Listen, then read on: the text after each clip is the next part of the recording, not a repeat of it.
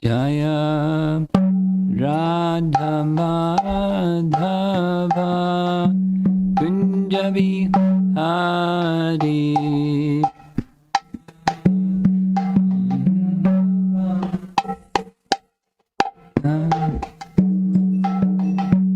Jaya Radha Madhava Kunja Bihari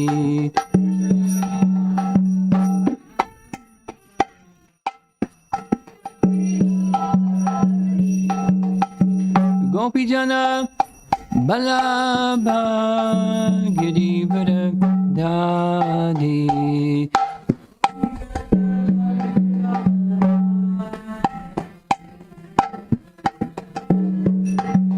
Gopijana Balabha Girivara Dadi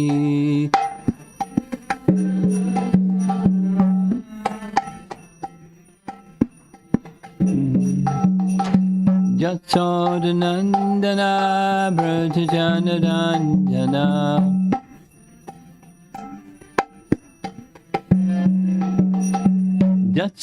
Jasodanandana Brajajanarandana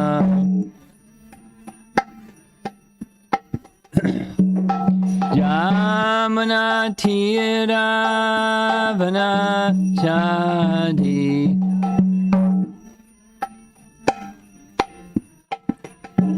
Jamuna Tiravana Chadi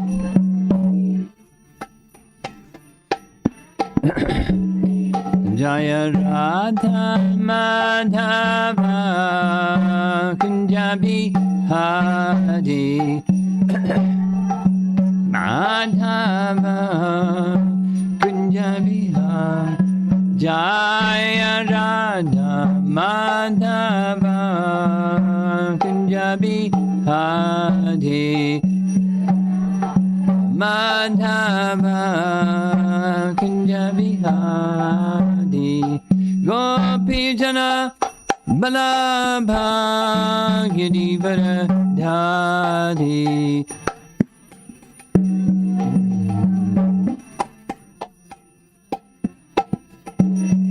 Gopijana Balabha Girivara Dhari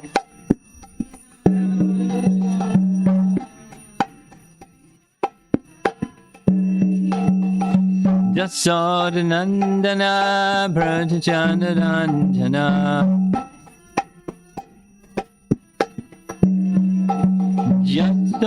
Jasodanandana Brajajanarandana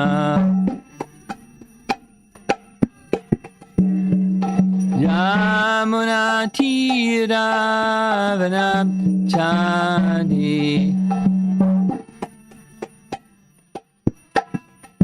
Jamuna Tiravana Chadi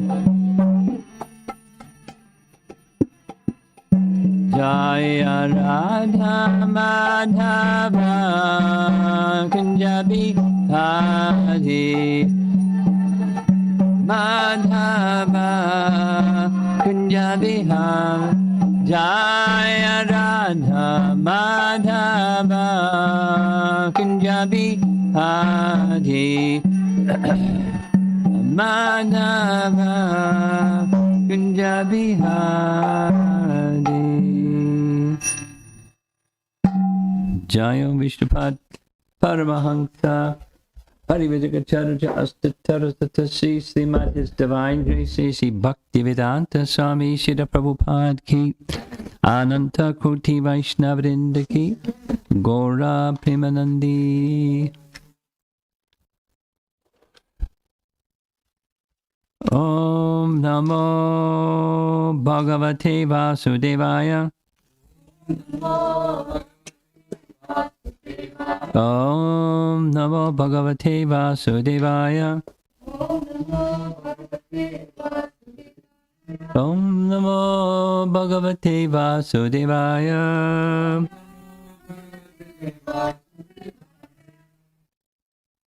Well, we're almost back to where we left off.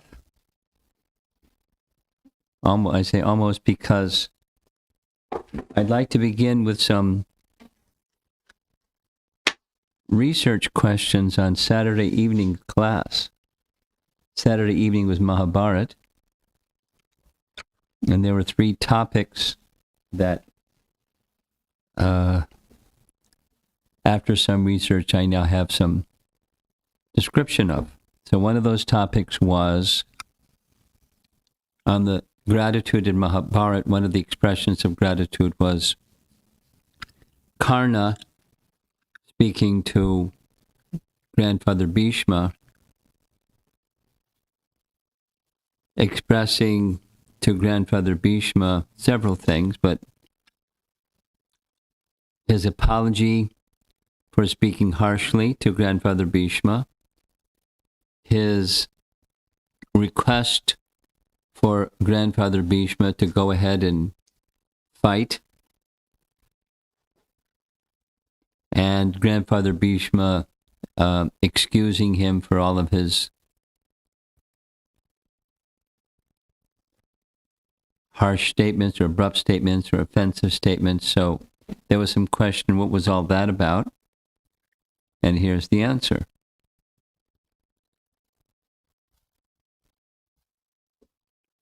When did Karna make his impulsive vow about not participating in the battle until Bhishma was killed? The answer is it's found in the Udyoga Parva of Mahabharat. And the event is after the 13 years of incognito, 12 years of exile, 13th year of incognito. At the very end, that's when Arjuna and the Pandavas who were staying at the palace of Emperor Virat, they defeated the entire Kaurava soldiers, not the entire army, but at least the chief soldiers. And then it became known, oh, this is where they were hiding out, is Virat's palace, and so forth. So after that, the 2 groups began seeking allies for war. Duryodhana had chosen Krishna's army. Arjuna chose Krishna, and all those events happened.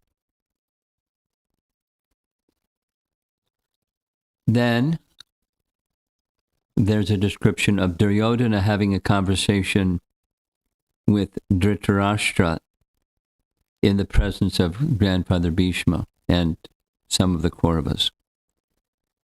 So Duryodhana said to his father that he's more powerful than even the demigods, so easily he'll defeat the Pandavas. And then Karna said to Duryodhana, O king, there is no need for you to feel that you must rely upon your own prowess, for I alone can vanquish all of the Pandavas. Bhishma then angrily interrupted Karna by saying, "Oh, Suta's son." Suta means his caste position of being the son of a chariot driver. You may be boasting, for anyone can talk like a hero. I assure you, however, that with the help of Lord Krishna, Arjuna will not only cut down your excessive pride, but your very life as well. Karna replied, "O grandsire, I admit the superiority of Lord Krishna, but since he has vowed not to take up weapons, there is nothing he can do to harm us. Oh, Bhishma, because you have addressed me so harshly, I hereby vow not to fight in the upcoming war until after I have witnessed your death."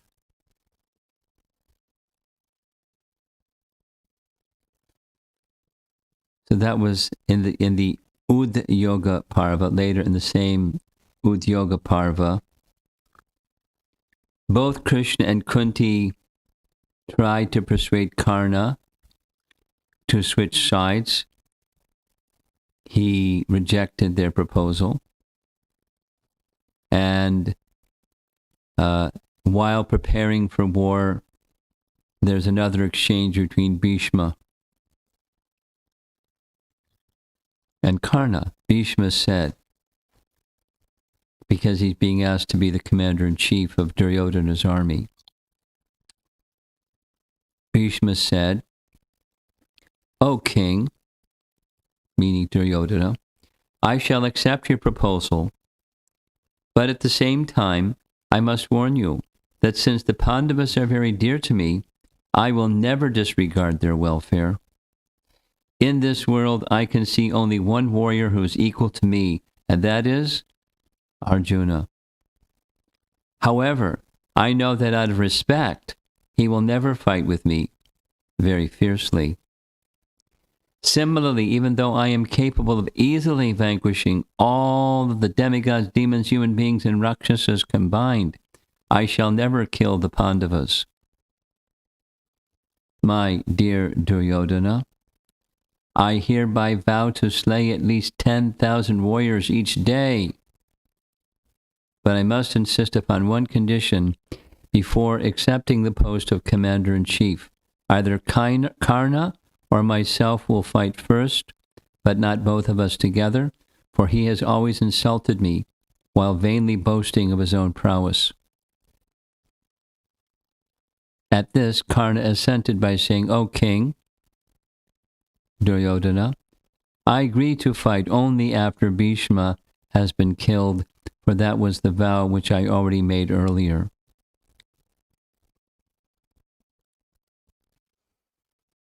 So he's released from that vow and released from the harsh thing that they said to one another and so forth.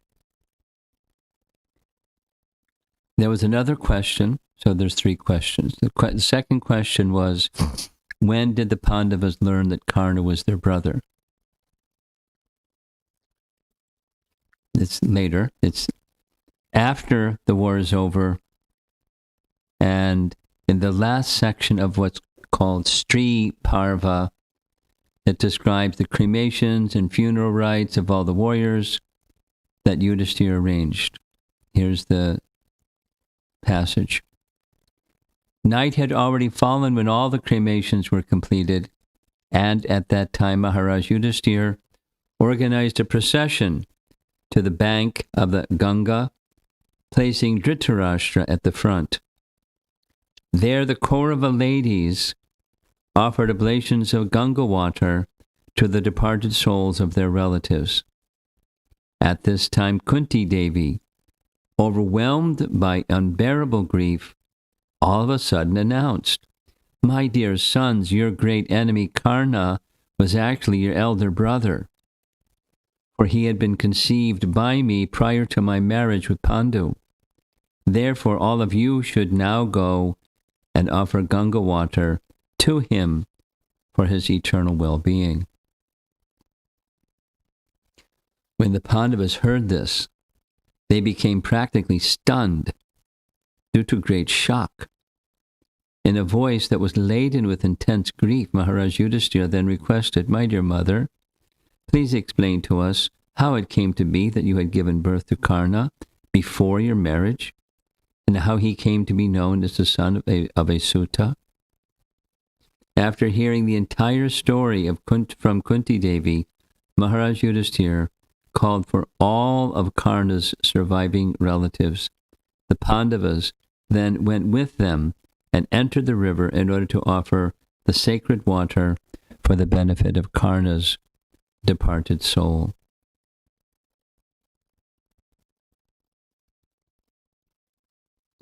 Immediately following this is the Shanti Parva, which starts with Narada Muni narrating to Yudhishthira the history of Karna's curse by Parshuram.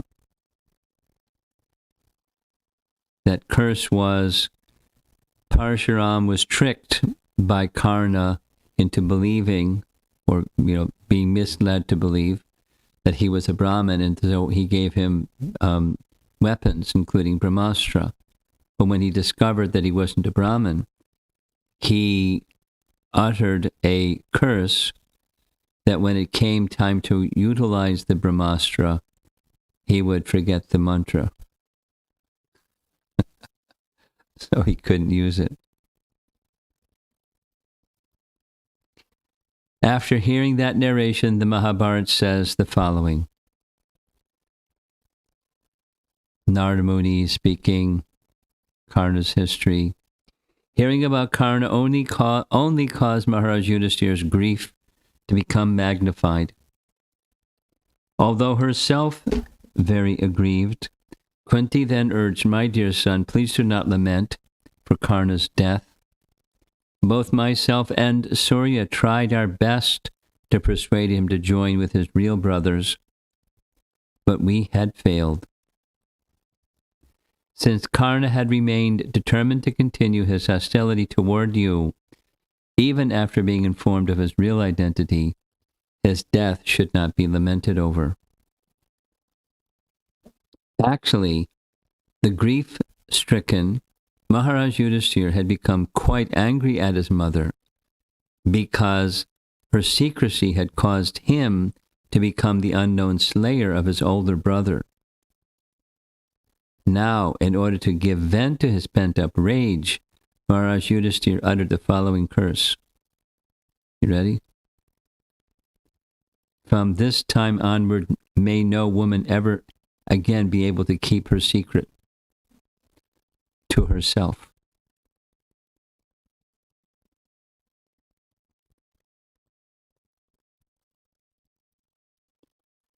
And the third question, there's several people that help with this one. Remember when Karna was told by the sun god, disguised as a Brahmin, that Indra would come and request his armor and golden earrings, don't give. And he said, "I have to give because I've taken a vow to give to Brahmins whatever they ask, give in charity." So then he was told, well, at least this, ask for his Shakti weapon in exchange. So he got the Shakti weapon. The question was what happened with that Shakti weapon once it was given, because it was invincible. With, some exception, Krishna's tricks make it not invincible. And the answer is that Karna used it against Gatotkacha. Gatotkacha, we heard about. Well, Hidimbi and Bhima had a son. Gatotkacha was the son. So he was a Rakshasa by the quality of his mother, Hidimbi. And although he looked strange, he was always very affectionate and obedient and subservient and a really good companion for the Pandavas. So when the Kurukshetra battle began, Gatotkacha was on their side. And so this is a description. It's a little long, but it's Krishna Dharma's writing is nice, so it's nice to read. Gatotkacha turned away from Duryodhana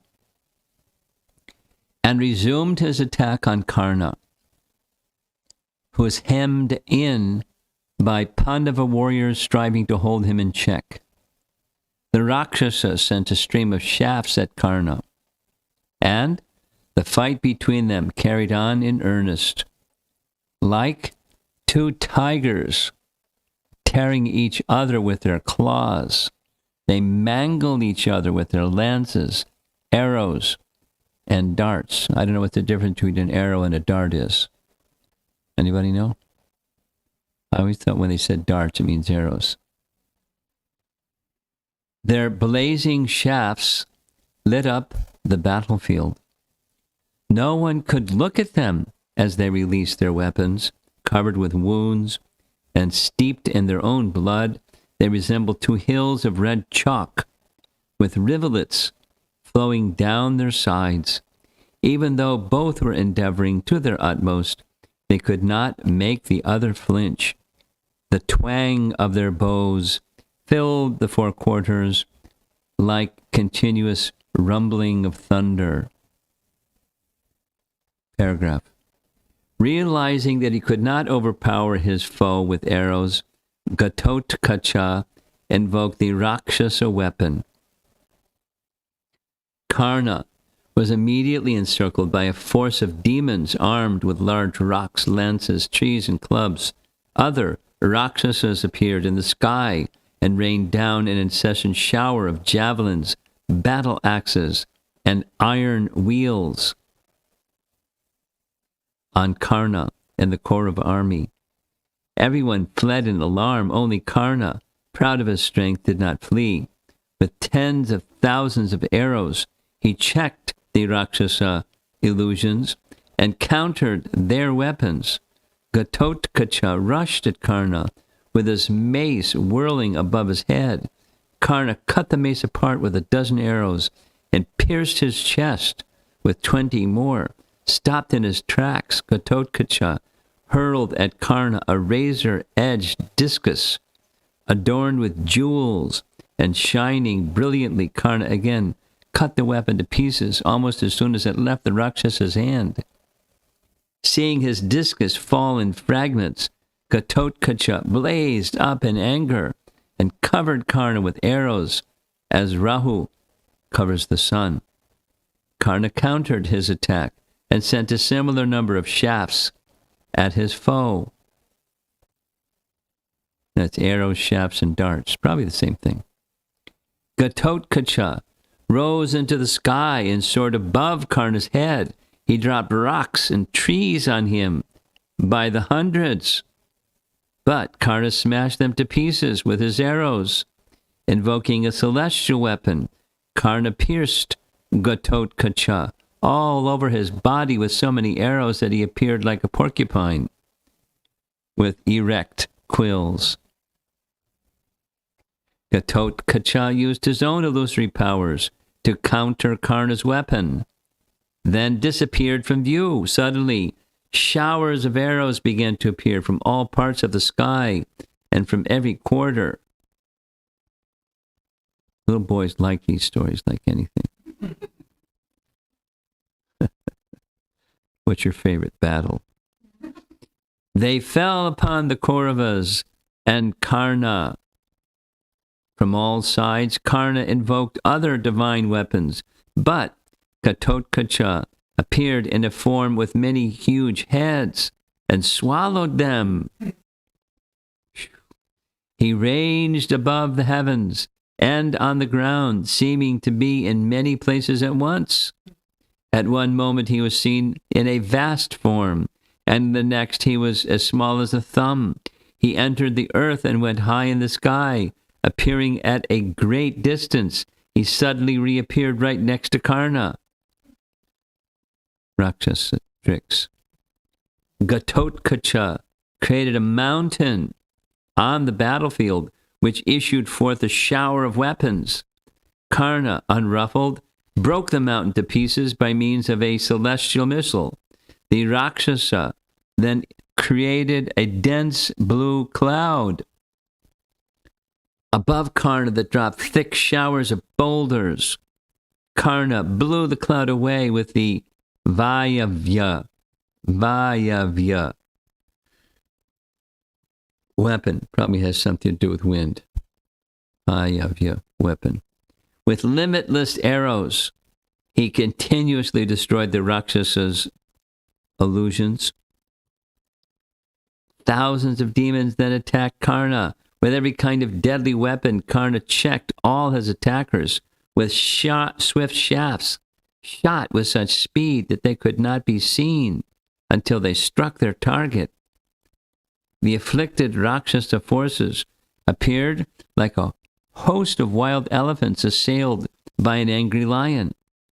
Karna destroyed them like the god of fire, burning down all creatures at the end of creation. Only Gatotkacha could stand before the enraged Karna as he released his weapons. Paragraph.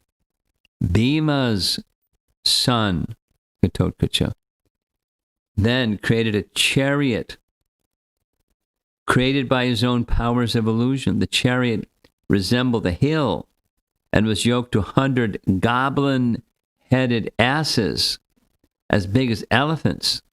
They drew Ghatotkacha close to Karna, and the Rakshasa hurled a celestial lance at him that blazed through the sky like a lightning bolt. Amazing all onlookers.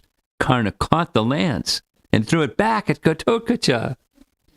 The surprised Rakshasa leaped clear, and the lance hit his chariot, smashing it into 1,000 flaming pieces and killing its horses and charioteer.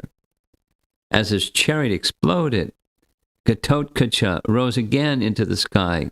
Karna directed numerous celestial weapons at him, but he avoided them all by his agility and illusory powers. Not over yet. He multiplied himself into 100 forms so that Karna could not distinguish which of them was actually his enemy.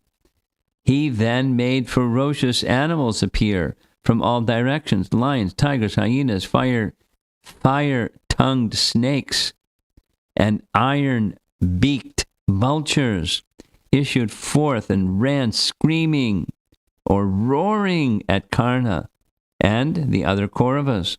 Packs of wolves and leopards with gruesome features rushed across the field, along with numerous ghosts, pishachas, jinn, Jinn, ghosts. What is it?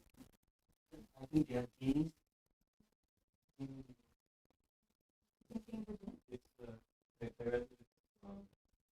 It's kind of like a spirit that's not inherently benevolent or it's a more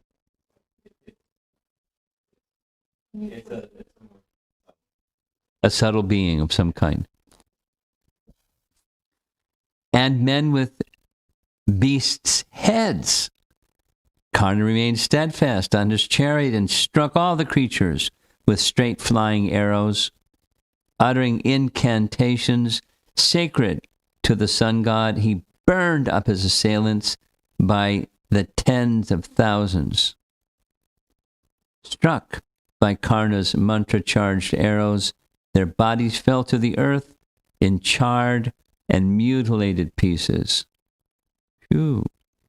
Ghatotkacha vanished from sight and boomed out at Karna from across the sky.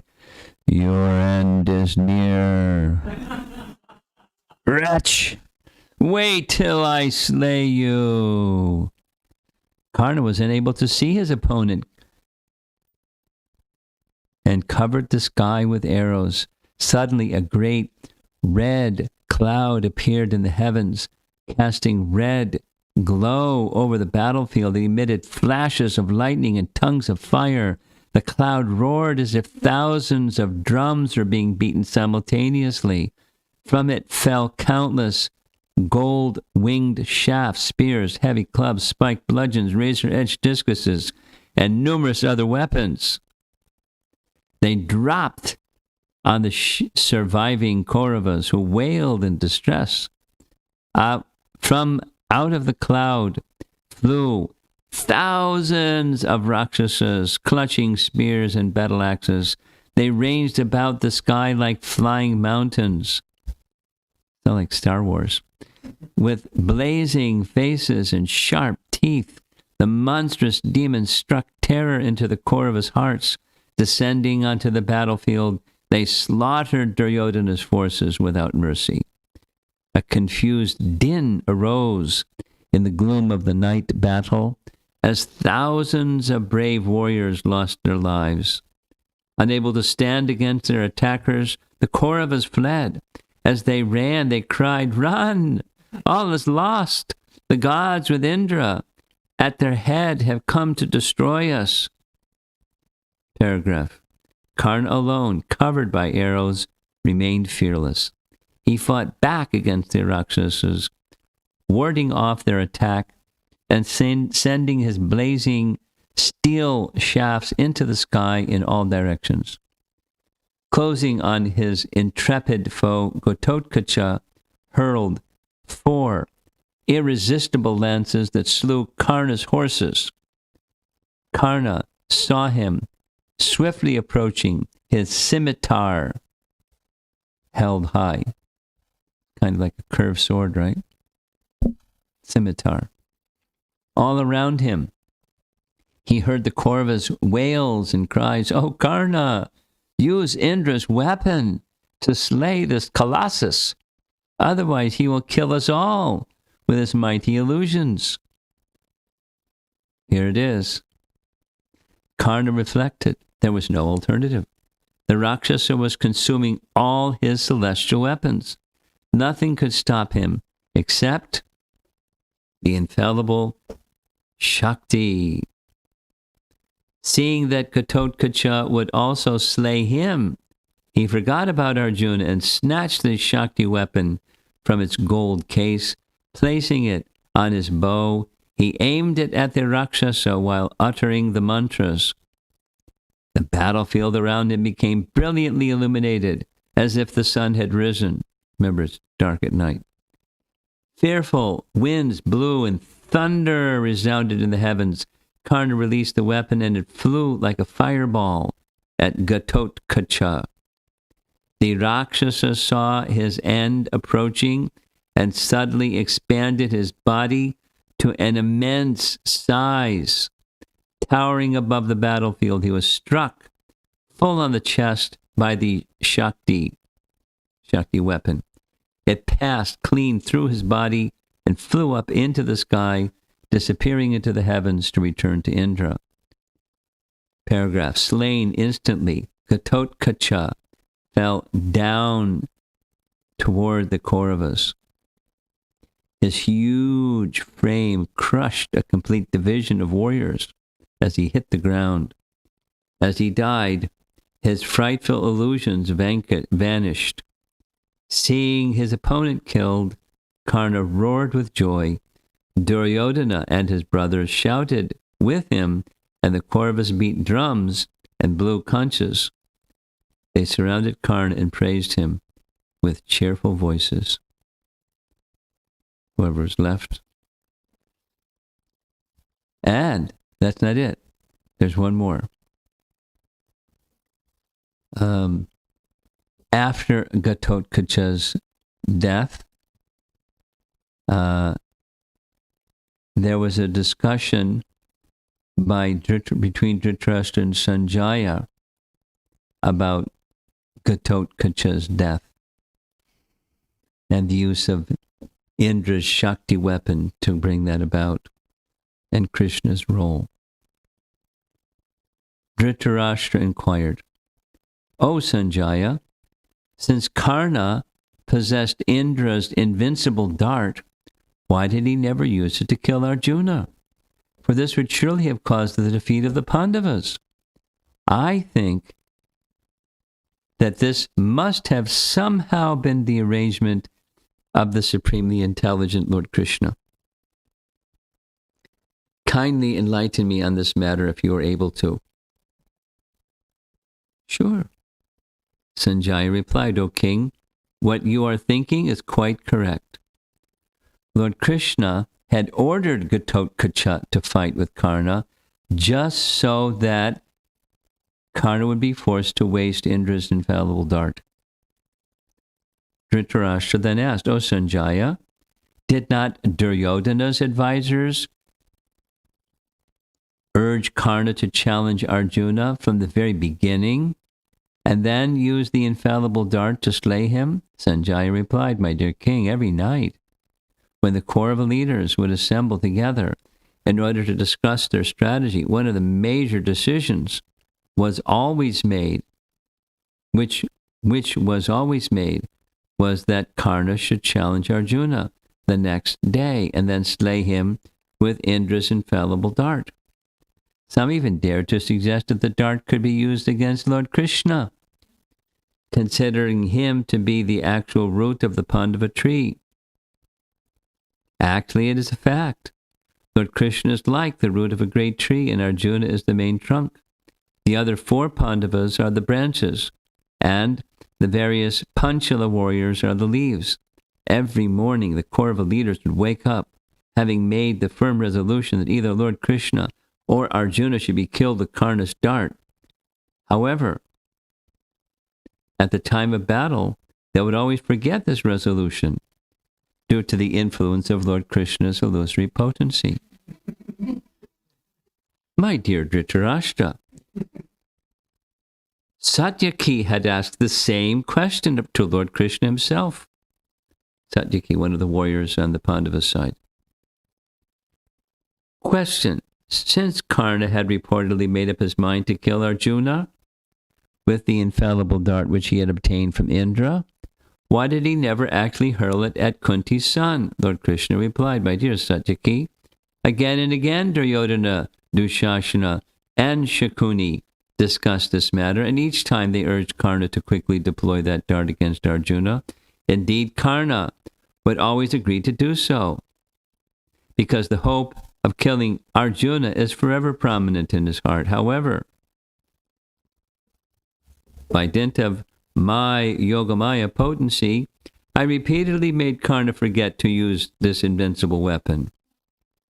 Oh, Satyaki, for as long as Karna had possessed the means for killing Arjuna, I could never sleep properly at night. And he's the supreme controller, so it's like, what?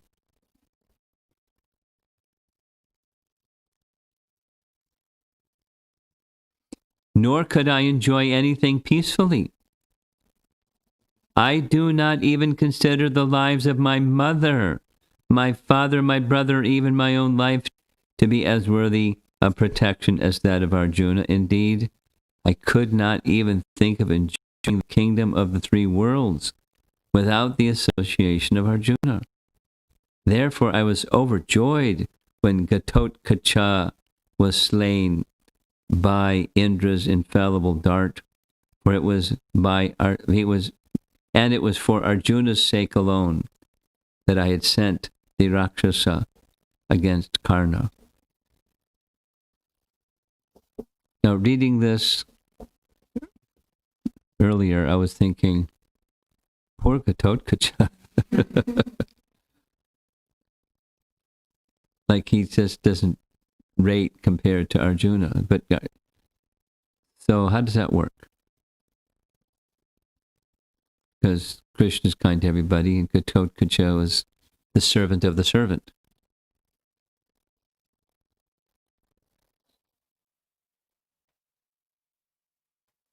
And why sacrifice Ghatotkacha? Could have been done some other way. Go get that dart by some other means. So who can understand Krishna's plan?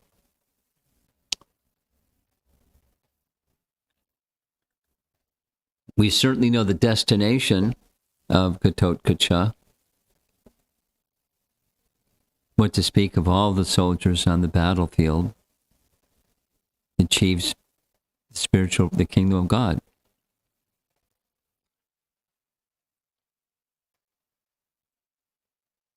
So for a hero, that's wonderful. From mundane sensibility, it's awful.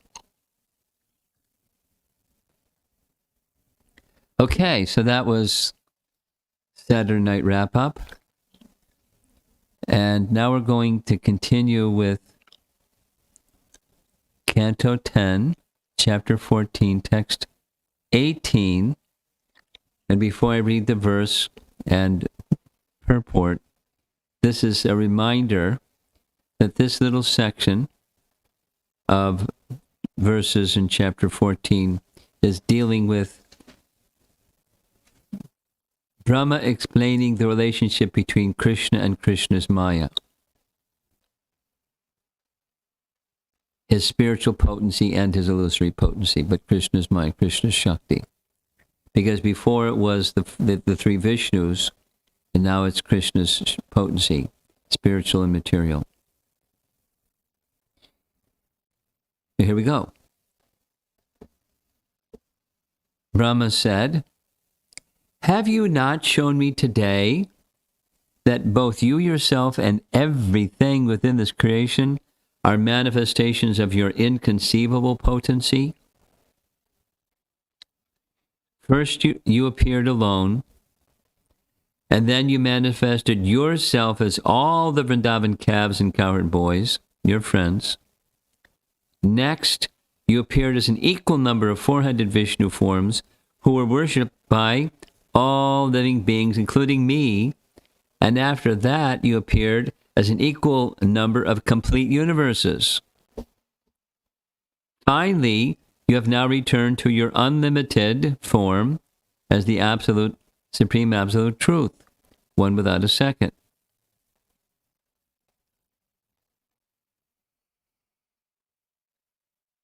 Amita, unlimited form. BBT purport is short. As stated in the Vedic literature, sarvam kalvidam Brahma, meaning everything that exists is an expansion of the Supreme Personality of Godhead. Thus, everything is ultimately part and parcel of the Lord's spiritual existence. By Lord Krishna's causeless mercy, Lord Brahma personally experienced that all existence, being the potency of God, is non-different from him. So that's the non-difference emphasis, along with the difference emphasis. Here's Vishwanath's commentary, and it's you have to listen carefully. The universe you displayed within your belly, that's Mother Jasoda, and the universe displayed outside that you showed to your mother, and all the unlimited universes passing in and out of the pores of your Karnadakshayi form, are all produced from your material energy and are therefore designated as Mayaka. This I have already understood. Paragraph. But today I have realized the existence of thousands upon thousands of spiritual universes formed through your inconceivable, powerful Sarup Shakti. Then he's going to explain what spiritual universe is, what he means by that. What object exists independent of you in the thousands of universes that you have shown to me today? Nothing. For everything is emanating from you.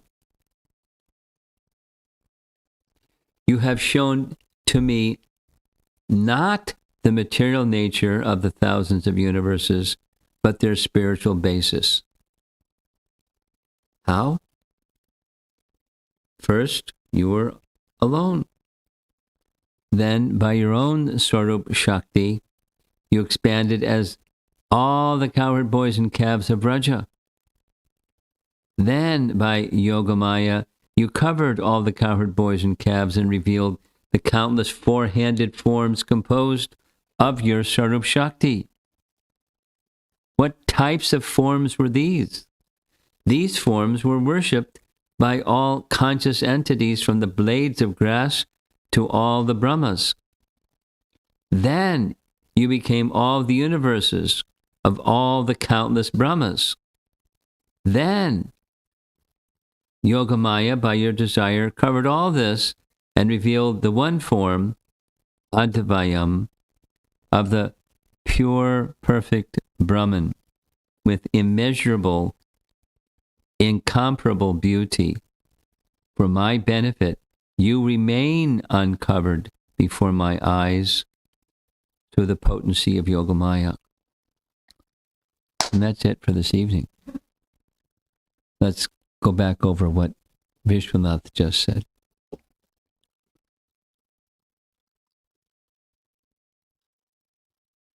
This is chapter 14. And we know from chapter 13 that the cowherd boys and calves were all Krishna. And the potencies, the four-armed forms, that's also Krishna's expansions. And the potencies were their spiritual counterparts of the worldly potencies. They weren't the material potencies. They're the spiritual counterpart of those material potencies.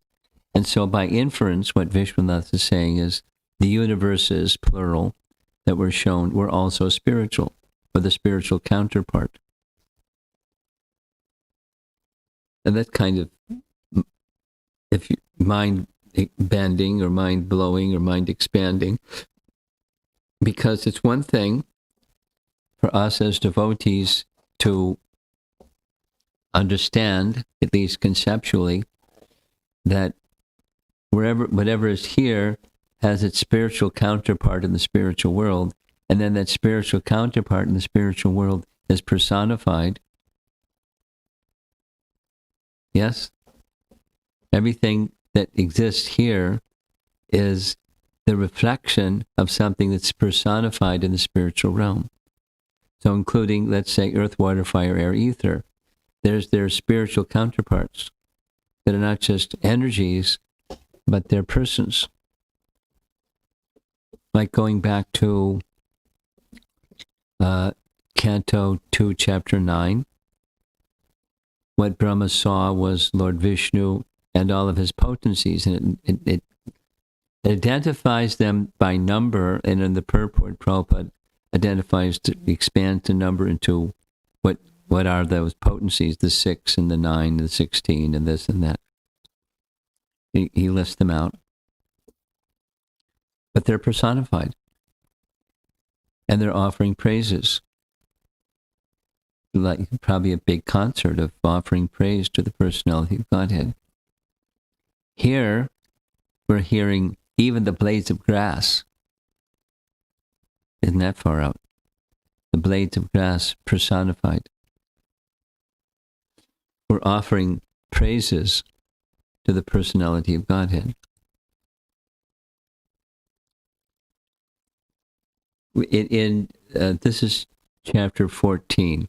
In chapter 35, I've grown to really like that chapter. That's the song of the gopis. When Krishna, because the section before 35 is the rasa dance section. And after enjoying with Krishna for as long as they enjoyed with Krishna performing rasa dance, very next day, off he goes with the cowherd boys, taking care of the cows, or the cows by that age. And the whole chapter, there's one verse at the beginning and one verse at the end, and the others are all in couplets. And it's the flute song, and describing the effects of Krishna going into the forest to call the cows with his flute, and who hears that sound and how all the different entities are affected. And it describes there that even inanimate objects, because they're also conscious, but they're apparently inanimate, they're moved to ecstasy. The rocks melt, and the trees dance, and the waves reach their arms, and inanimate objects are whipped into a frenzy of ecstasy at the sound of Krishna's flute.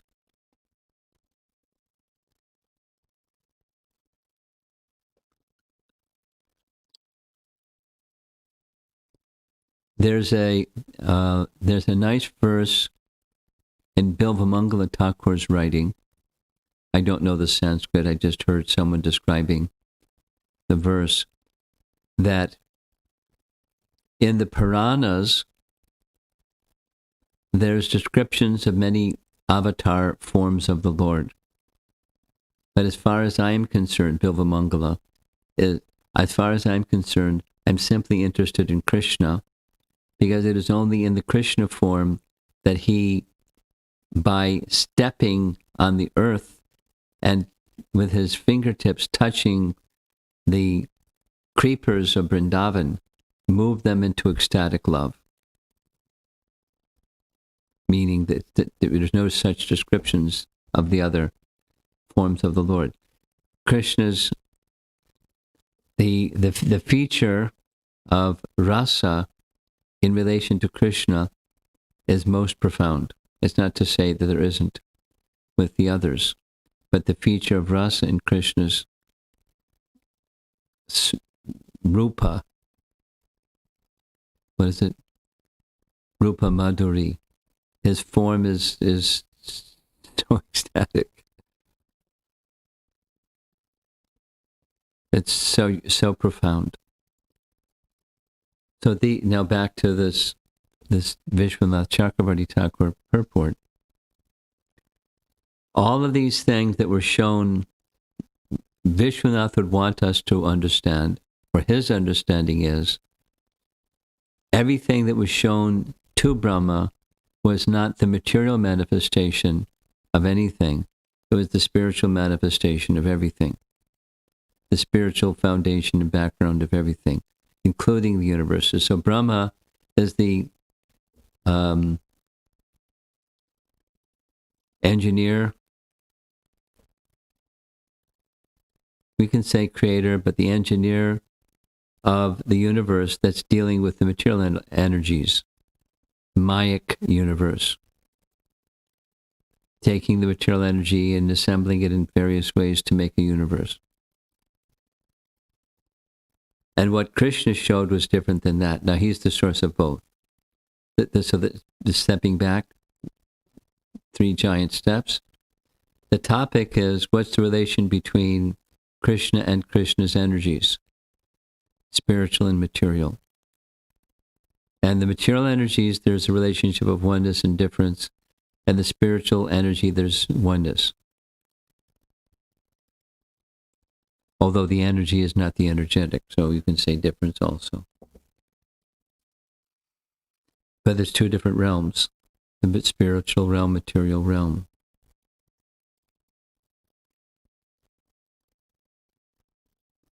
He's giving, so it's one further step back. He's giving truths about Krishna, Krishna Tattva. He's giving to us truths about Krishna. And the relationship with Krishna is important, to act in our relationship with Krishna, because our relationship with Krishna is not just me and Krishna, everything else, can take a hike. It's just me and Krishna. There's Krishna's external, Krishna's internal energies, and they're working under his direction. And Krishna can reveal whatever he wants to reveal to us in our relationship with him. Here's what he's revealing to Brahma, the head of our sampradaya. The difference and non-difference of all Shakti, or all Yogamaya, Mahamaya, in relation to Krishna. He's the controller. He's the rest. He's the basis. He's the support. And now, in conclusion, for my benefit, you remain uncovered before my eyes through the potency of Yogamaya. And that circles back to the very first verse, or first prayer. You showed me your mercy. You gave me, you fulfilled the answer to my curiosity question. You showed me that your opulences are unlimited.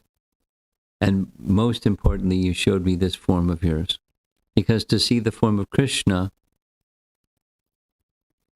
it requires Krishna's mercy. Even to see but not understand requires mercy of Krishna, just to see his form, but to see and understand. So Brahma's given that very, very, very special mercy that he's expressing. How merciful. In what way have you shown me mercy? Nice.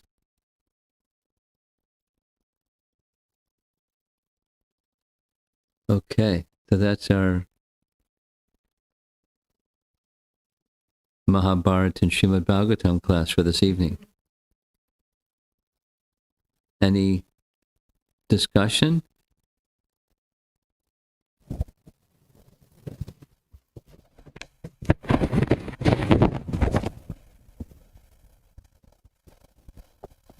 Nothing here.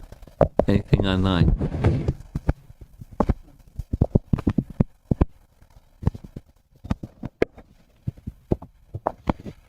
Shiradaka Mataji writes, Lord Brahma is very lengthy, mostly monologue.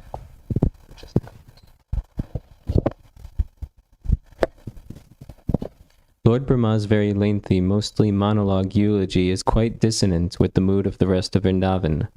Drawing a parallel from this to the service community we find ourselves... To the which community?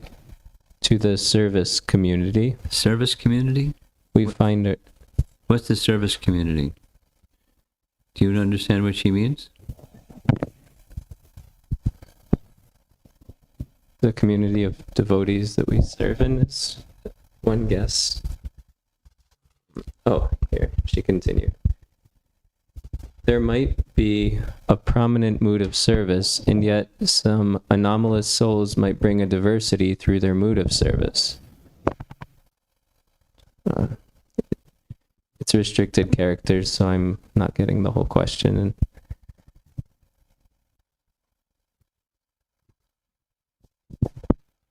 conditioned nature is to look for homogeneity or resonance.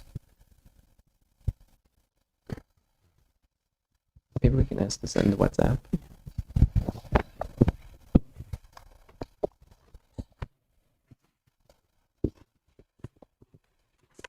You can read it easier on your phone than on the computer. Well, the question is not coming in its entirety. She's entering it in chunks because... Okay. you could characters.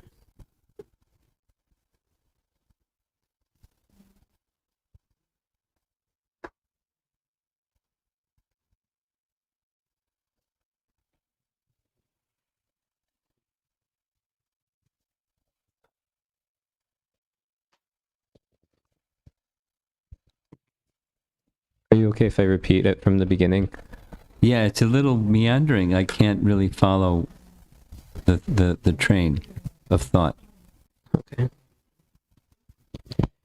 Lord Brahma's very lengthy, mostly monologue eulogy is quite dissonant with the mood of the rest of Vrindavan. Yes. Drawing a parallel from this to the service community we find ourselves in, there might be a prominent mood of service, and yet some anomalous souls might bring a diversity through their mood of service. Conditioned nature is to look for homogeneity or resonance, but then we miss out on taking advantage of this diversity.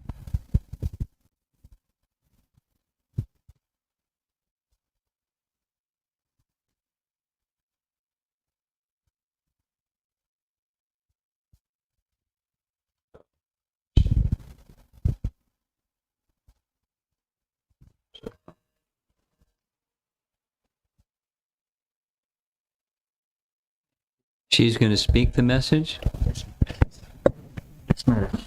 Mataji, you can speak the... I just want to know. So, I guess I can start from the very beginning of my question. Brahma is offering a very lengthy, and it's mostly a monologue, his eulogy of Krishna, and it seems that this mood of, him offering his intelligence and his knowledge and his logic and reasoning is very dissonant with the mood of the rest of Vrindavan. And so I'm drawing a parallel from this to the community that we find ourselves in to serve, where there might be a primary or a prominent mode of service, but some souls bring a diversity in a mode of service. And I find my own conditioned nature is to look for homogeneity or resonance, but then we miss out on taking advantage of diversity. So it seems it takes some push to overcome this inertia and leave this comfort zone and really go into the world of, truly enter into that spirit of appreciating these different modes of service. Would you please help me move out of this inertia that I experience sometimes.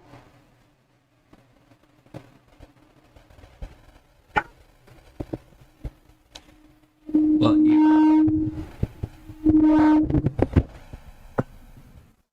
you may have answered your own question by the way that you began the question. And, one answer can be read Srimad Bhagavatam. Because there you will find diversity. And, I can say that's been my experience from the past 3-4 months of going through 10th canto, Leelas of Krishna in Vrindavan. And amongst the residents of Vrindavan, there's diversity. Amongst the groups of cowherd boys and gopis and elders, there's diversity. And then what to speak of, in comes Narada Muni, in comes Uddhava, in comes Brahma, in comes Indra, in comes Akrura, and they don't have the same mood as the Brijbasis, but they have enormous affection and appreciation for Krishna and the mood and love of the Brijbasis. So, if by immersion, I'm suggesting, by immersion in the topics of Srimad Bhagavatam, you'll feel that, and you'll feel maybe, I'm more attracted to this and less attracted to that. That's fine. A liking for some particular mood of devotion is fine. And there's so much diversity out there in Vrindavan, and that's where we're headed. So read Srimad Bhagavatam a lot. And, it's elevating and purifying at the same time. The lower nature is being cleansed and the upper nature is being elevated just by Srimad Bhagavatam. And the diversity appreciation is there. And Krishna stays at the center. And then you may not find that a very satisfying answer, but I like it. Hare Krishna. This question is from Narayan. Do we need to turn the volume up a little bit, Namruchi? Go ahead. You mentioned that everything material has a spiritual equivalent in the spiritual world. Yes. So I want to know how they experience night without the moon. I understand the light comes from Krishna's effulgence. Well, you have an assumption there. And it's a mistaken assumption. The mistaken assumption is there's no moon. And the fact is there's a full moon. There's no phases of the moon. Every night, it's a full moon. For Krishna's pastime purposes, every night is a full moon.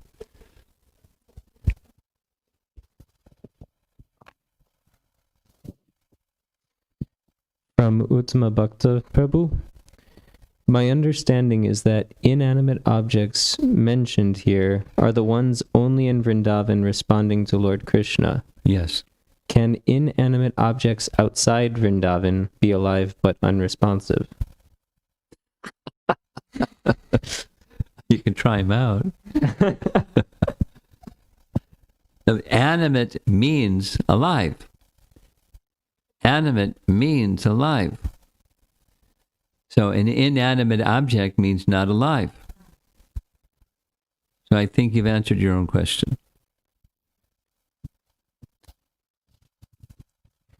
Sri Radhika Mataji writes, will you please help me link this theme that you have been speaking from Lord Brahma's prayers and the theme of our recently concluded retreat, gratitude? Can you please elaborate on how Lord Brahma is moved by gratitude in this pastime? Well, he's expressing it in every verse. You know, from the first verse, it's just expanded and expanded. He made not just a mistake. He made a mistake, but he made an offense, a major offense. He interfered with Krishna's pastimes. He took Krishna away by display of his little mystic power. He took Krishna away from his enjoying with the cowherd boys and calves.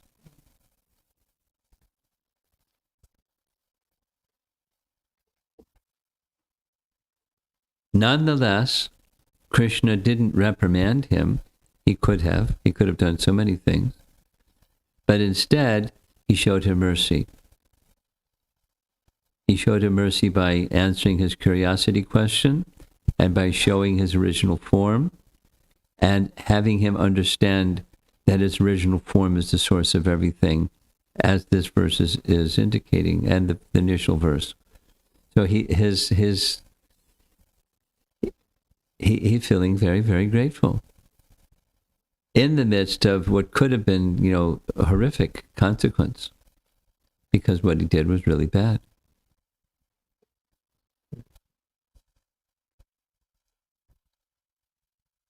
Uttama Bhakta Prabhu writes, whose expansion is Sadashiva in the spiritual world?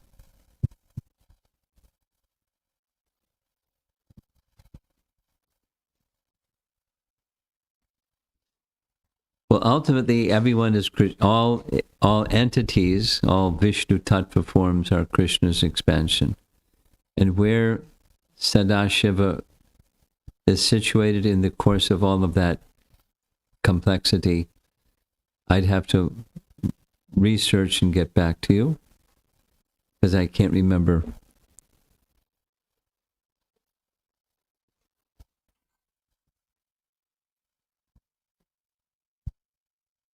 Okay. That's online. Anything else in the room? You have something. Just in your response to Shri Radhika Mataji's second question about Lord Brahma and gratitude, and you were emphasizing that Krishna could have taken that in so many different directions. I never, it's more a comment, that I'd never seen that pastime in the particular light, that it really strikes home that Krishna is all about assisting us in our journey and uplifting, not just you did something bad, here's a punishment kind of thing. Like it's always, it seemed very tailored in particular to Lord Brahma, and that just sounds wonderful. If that's correct. Yeah. Brahma is dear to Krishna. There are others in dearness hierarchy. There are more dear and more dear and more dear and more dear. Just like we heard this really far out expression about how dear is Arjuna, even more than his mother and father and brother, and his brother is Balaram, and that's wild. Balaram is his first expansion. But he has such affection for Arjuna.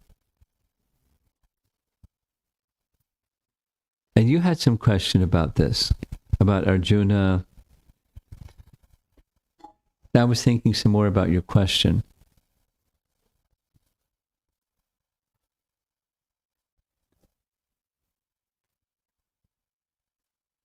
When in the fourth chapter of Bhagavad Gita, the indication, Prabhupada repeatedly says, although Krishna doesn't explicitly say it, you were also there when I spoke to the sun god Vivaswan. And was he a Pandava? Was he named Arjuna when Krishna spoke to the sun god Vivaswan so long ago? It doesn't indicate one way or the other, but at least not necessarily, because in Narayan it's Arjuna, but he's not named Arjuna, but it's Arjuna. And just, however, when Krishna speaks Bhagavad Gita to Arjuna, we know this also. It's a very wonderful explanation given by Jiva Goswami about Krishna's Nitya Leela. The Nitya Leela explanation goes like this. Not only Krishna takes birth on earth, and that's an eternal pastime. What does that mean? It means that in another universe, Krishna's getting ready to take birth. And when Krishna takes birth in that next universe, Krishna's getting ready to take birth. And he's always taking birth, like the sun is always rising. So similarly, his exchange with Arjuna, it's going on in this universe, and it's getting ready to take place in the next universe, the next universe, the next universe, the next universe. Giriraj Maharaj asked this question. You probably heard me say this many times.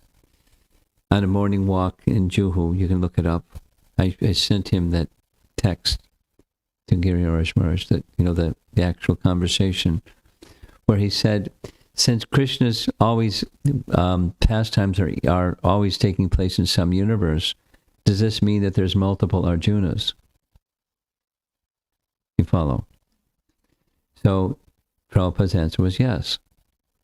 And that wasn't just why not, it was yes. So how can you have one soul having multiple souls? Because they're not created.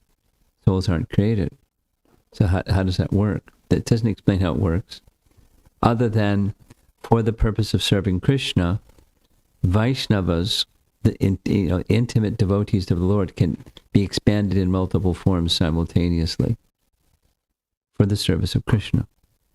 Now, the technology is not described, that not souls are created, but there's multiple Arjunas. And then as soon as that cycle goes around, then another day of Brahma and another day of Brahma. Of course, there's the night of Brahma after his day. Anyway, it's quite mysterious, but there's multiple Arjunas in relationship with Krishna, and that name and form Arjuna may not be the same as with Narayan, and presumably also with the sun god Vivaswan. The son with his brothers and Mother Kunti and everything. But he's always with Krishna. How dear is he to Krishna? We just heard. So he's always with Krishna, and Krishna is always with him. Kind of like, not the same, but kind of like Lalita and Vishaka are always with Radha. You're not going to find Radha without them, or them without Radha. They're very attached. In a particular kind of mood of love, just like in Gaura Leela. They're there.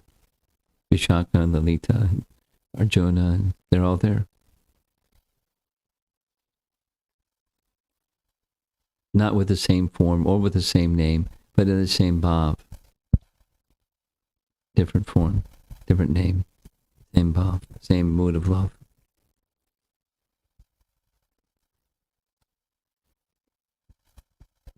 Three questions came in. Okay. The first is from Girivardhari Prabhu. If someone doesn't express his gratitude when there is an opportunity, is not expressing it an offense?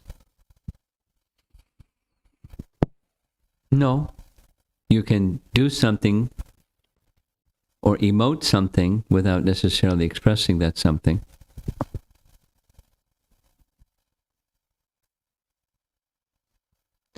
Shaurya is asking, when Krishna comes in every day of Brahma, why doesn't Brahma recognize him? Well, he does.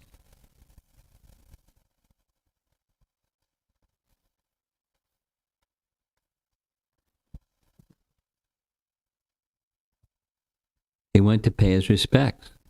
He didn't he wasn't like cruising around in a swan carrier and saw a little pastime and said, who was that? He knew who it was.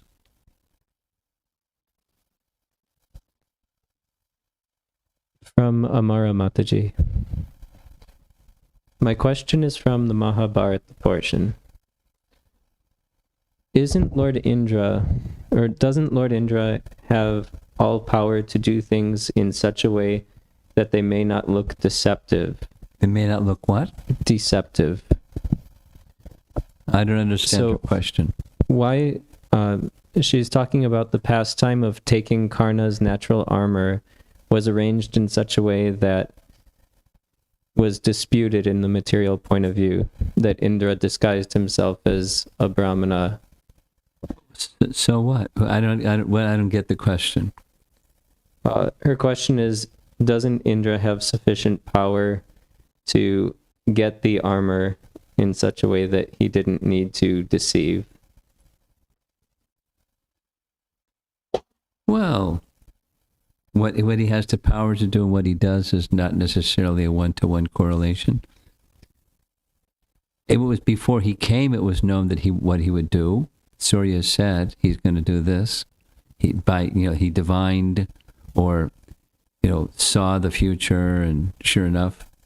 So Indra does all kinds of different things to suit the situation. So it doesn't mean he doesn't have power. It was known that it's like Krishna went to Jarasandha disguised as Brahmins. Krishna, Arjuna, and Bhima disguised as Brahmins. They could have just said, "Hey, let's fight," but they went as Brahmins. It's a pastime because he was known to give charity to Brahmins. So, Karna similarly. It was a vow. So, he used that method.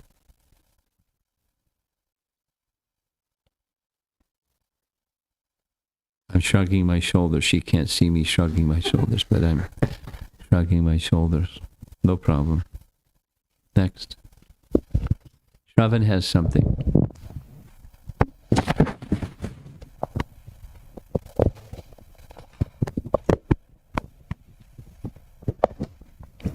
Gurumaharaj, Lord Brahma had a great fortune of getting the darshan of Lord Krishna. In both ways, one disclosing the source, he is the ultimate source of everything, and at the same time he was able to envision Krishna's pastimes in Vrindavan as well. It says nice, but I just like it's not nice. Go ahead. So he had good fortune of experiencing the both aspects. I got it. Yeah. So as a sadhaka, what I have heard or listened, the holy name will reveal Nama Rupa Guna Leela. Within when Krishna reveals, is it more towards the pastimes or also includes how Lord Brahma got the vision of the source? You're way over your head, man. I mean, chant nicely, and all these things will become clear to you. It's very abstract. I mean, some of these questions are also quite abstract. I'm just responding, and for many of the abstract questions.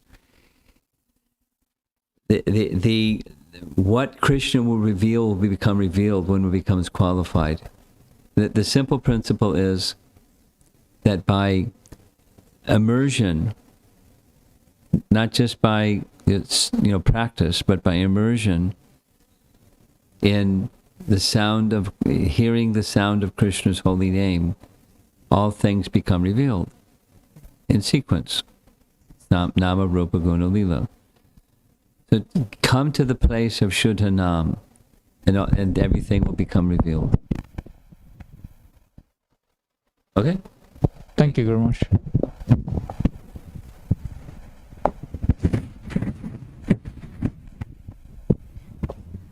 I just had a thought based on what you were saying, how, what happens to the Maha flowers in the spiritual world? Because like everything here, we're so used to everything being temporary, and so it's like. And what happens when people eat? Do they have toilets?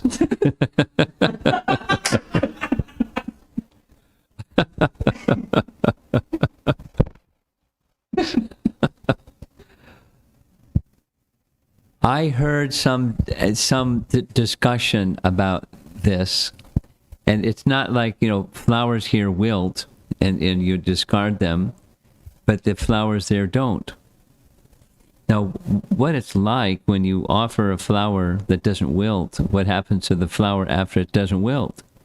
They have a big pile of unwilted flowers over there, and then more flowers and more flowers, and what do they do with the recycle the flowers that don't wilt?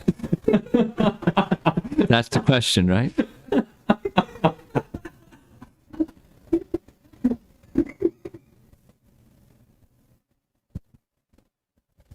No idea.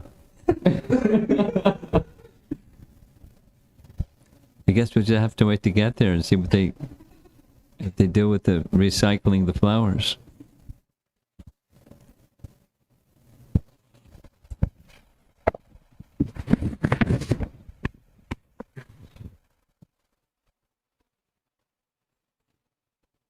Big adventure, huh?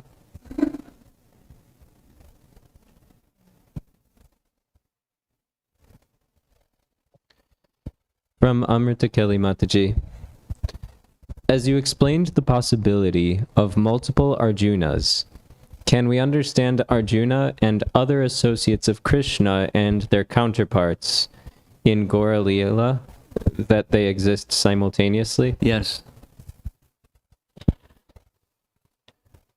Amara Mataji has a follow-up.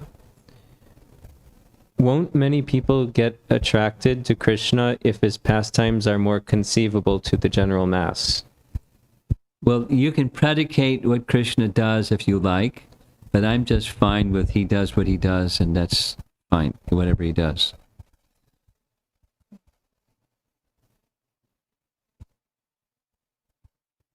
Does she want to rewrite the script? Krishna's pastime should be more intelligible for ordinary people, and then they could be more accessible to ordinary people because they're now unintelligible to ordinary people. He's having his pastimes, and by nature he's all attractive. So the hearts and the minds of those who are simple are attracted.